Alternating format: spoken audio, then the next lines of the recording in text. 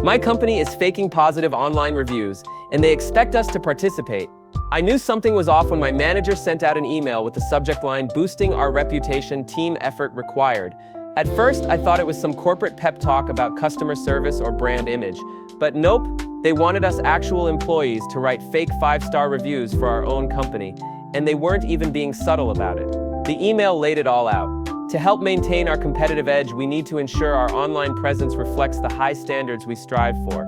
Please take a few minutes to leave a positive review on Google, Trustpilot, or Glassdoor. They even provided templates, like actual pre-written reviews we could copy and paste. And if we wanted to personalize them, they gave suggested talking points, mentioned the great management, the amazing company culture, how valued and appreciated we feel. They encouraged us to use personal email accounts to make it seem more authentic. And just in case anyone was hesitant, the email ended with "Participation is highly encouraged." That phrase, highly encouraged. It wasn't a request, it was an expectation. And we all knew what it meant. You don't say no unless you want to make things awkward for yourself. At first I thought, okay, maybe this is just a suggestion. Maybe they won't actually check. But by the next morning, our team chat was filled with messages from supervisors. "Hey everyone, just a reminder to leave your reviews today. Let's make sure our company gets the recognition it deserves." Some people responded with thumbs up emojis, others just ignored it. But then came the follow-ups. Managers started asking people directly if they'd done it yet. They even started tracking it. They created a spreadsheet listing everyone's names and whether or not they'd contributed.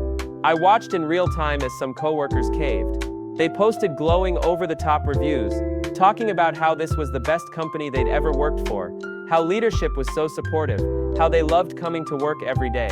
Meanwhile, these same people had just been complaining in the break room about how management was cutting corners, how they were overworked, how raises had been postponed indefinitely for the 3rd year in a row. One guy on my team, let's call him Jake, straight up refused. He responded in the chat, "Hey, I don't feel comfortable leaving a fake review."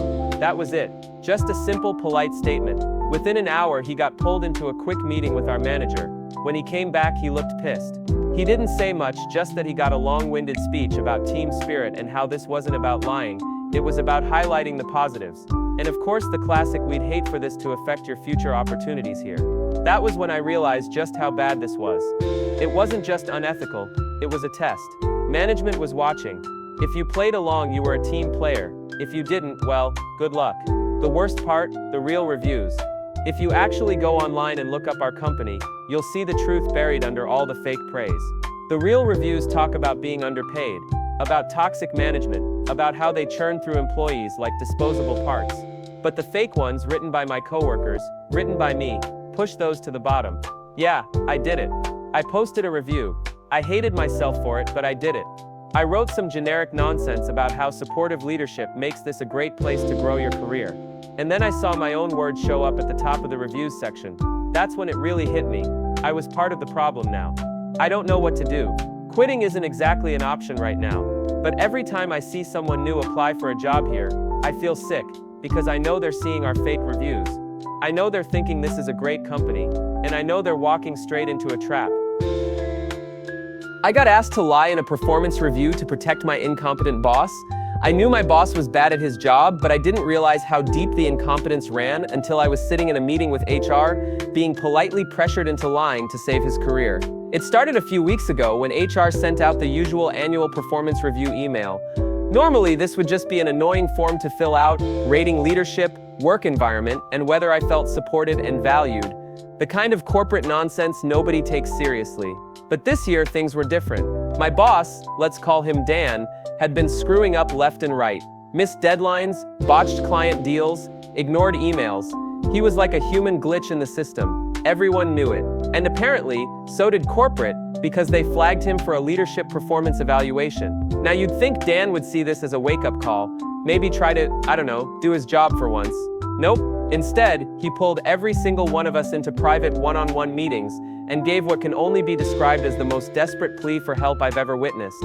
I got my turn right after lunch. I walked into the conference room, and Dan was already seated, sweating through his shirt like he just ran a marathon. He motioned for me to sit, and before I could even ask what was up, he launched into this long-winded speech about how he's always been a mentor to me, how he's fought for our team, how the company just doesn't understand the challenges he's faced. Then came the kicker. Look, HR is going to be asking some questions about my leadership. I just need you to emphasize the positive, highlight the good things.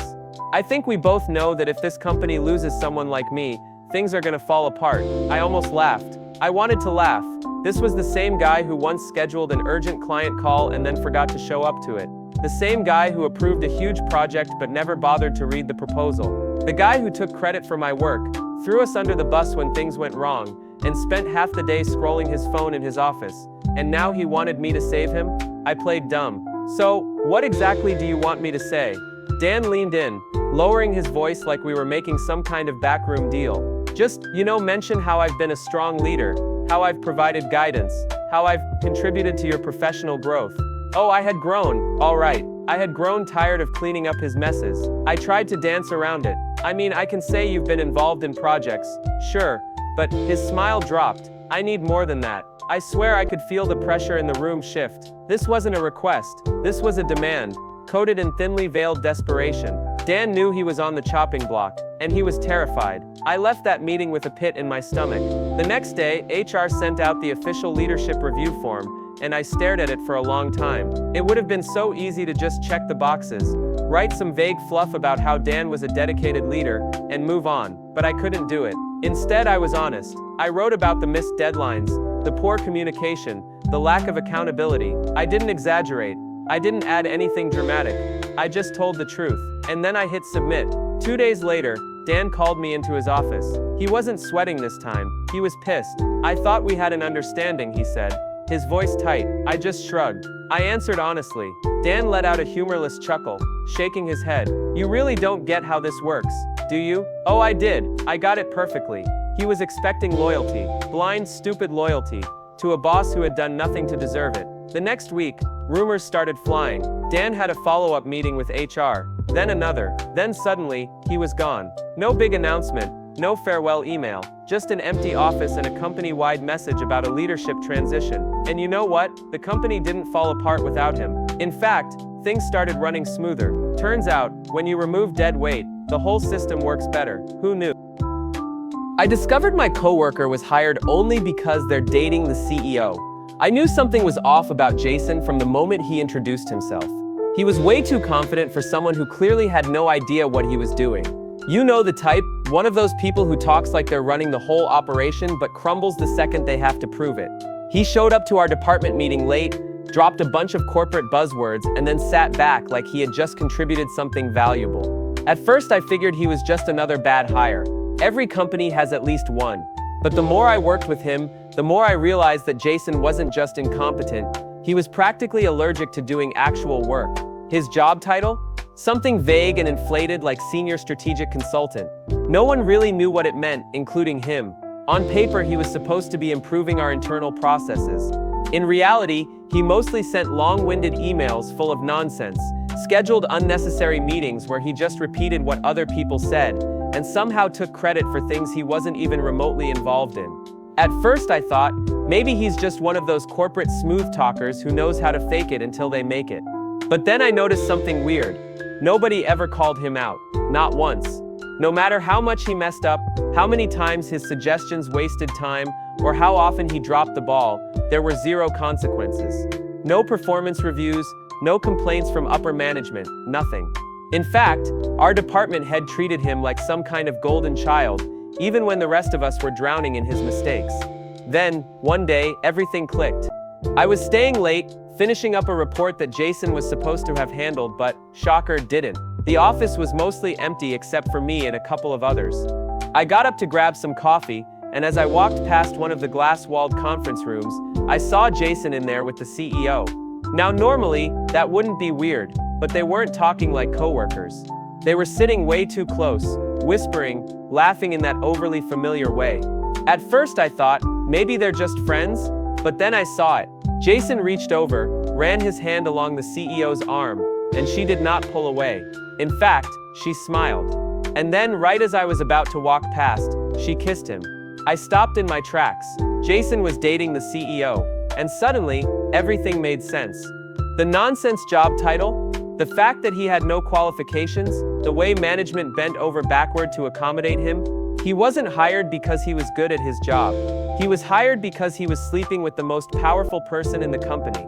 Now, I don't normally care about workplace drama. If people want to date, whatever. But Jason wasn't just existing in this company. He was actively making everyone's jobs harder. And the worst part? We couldn't do anything about it. What were we supposed to say? Hey, your boyfriend is terrible at his job, and we'd like to fire him? Yeah, not happening. And Jason knew it. That's why he walked around like he was untouchable. Because he was. Things got worse after that. Jason started getting even more responsibility, despite contributing less than ever. He'd show up late, disappear for hours, dump his work on other people, and somehow still be the one getting praised. Meanwhile, the rest of us were picking up his slack, covering for his mistakes, and pretending like we didn't know why he was still employed. One day, a coworker finally snapped. During a team meeting, someone straight up asked, "So, Jason, what exactly is it that you do here?" You could feel the tension in the room. Jason just smirked and said, "Big picture strategy." Big picture strategy. I nearly choked on my coffee. He might as well have said, "I do nothing, and you can't touch me." That was the moment I realized Jason wasn't just a bad employee. He was a parasite. He wasn't here to contribute. He was here to ride out this job for as long as he could, cashing a paycheck while the rest of us actually worked. And honestly, I don't know how this ends. Do I expose him? Do I risk my own job by calling out the CEO's boyfriend? Or do I just sit back, shut up, and keep doing his work while he coasts through life? Either way, one thing is clear, Jason isn't going anywhere. And as long as he's here, this company is screwed. My boss asked me to cover up an accounting mistake that could get us audited. I've dealt with a lot of corporate nonsense in my time, but nothing prepared me for the moment my boss casually asked me to commit fraud. It started with an email. Subject line, "Quick chat," never a good sign. I walk into my boss's office and she's got this tight, forced smile like someone trying way too hard to act casual. "Close the door," she says. Also not a good sign. She starts with small talk. "How's my workload? Am I happy here? Do I see a future with the company?" The kind of fake warmth that sets off alarm bells, and then she drops it. "So listen, we've got a little discrepancy in the books." Discrepancy? That's a cute way to say 6 figures of unaccounted for money. She spins it like it's nothing. Just a simple miscalculation. A minor reporting error. Happens all the time, she says. We just need to adjust a few numbers before the quarterly review. Adjust. That's when it clicks. She isn't asking me to fix a mistake. She's asking me to hide it. I try to stay neutral. Okay, what kind of adjustment are we talking about? She leans in, lowering her voice like we're trading black market secrets. Just move some expenses around, tweak a few reports. Nothing major, just enough to make sure everything balances out. We don't want to send up any red flags, you know? That's when my stomach drops. We don't want red flags. That's corporate speak for we are on the verge of an audit, and if they catch this, we're screwed. I don't even know what to say at first. This is my boss, the person who signs my paycheck, and she's sitting here, acting like this is just some annoying task she's dumping on me. Like she's asking me to reorder office supplies, not cover up financial fraud. I try to dance around it. Shouldn't we, report this to accounting? She waves a hand. No need to get them involved. It'll just make things messy. I trust you to handle this discreetly. That word, discreetly, meaning if this goes south, it's on me, not her. Now I'm not an accountant, but I know enough to realize that this is serious. We're not talking about a few misplaced invoices. If we get audited and they find this, it won't just be a slap on the wrist. It could mean fines, investigations, maybe even criminal charges. And guess who will be holding the smoking gun? Me. I try to push back, to act dumb. I'm not sure I have the authority to make those kinds of changes. Her smile tightens. I'll authorize it. I swear, the air in the room changes. She's not asking anymore. Now I've heard stories about this kind of thing happening in big companies, but you always assume there's some shady finance guy in a back office crunching numbers, some mastermind pulling the strings. You don't expect it to be your boss, looking you dead in the eye, and expecting you to go along with it. I tell her I need some time to review the reports. She nods, says she understands, but her voice has this edge to it now, like she's already decided that I'm going to do this. I go back to my desk, open the files, and my stomach just drops. It's so much worse than I thought. We're not talking about one mistake. This has been happening for months. Expenses shuffled around, payments misreported, revenue inflated to make the numbers look better. And the scariest part? It's sloppy. If an actual auditor looks at this, they'll spot it immediately. This isn't just a minor error, this is fraud. And I've just been handed the mop to clean it up. I sit there, staring at my screen, feeling like I'm standing on the edge of a cliff. If I say no, what happens? Will she fire me? Will she make my life hell until I quit?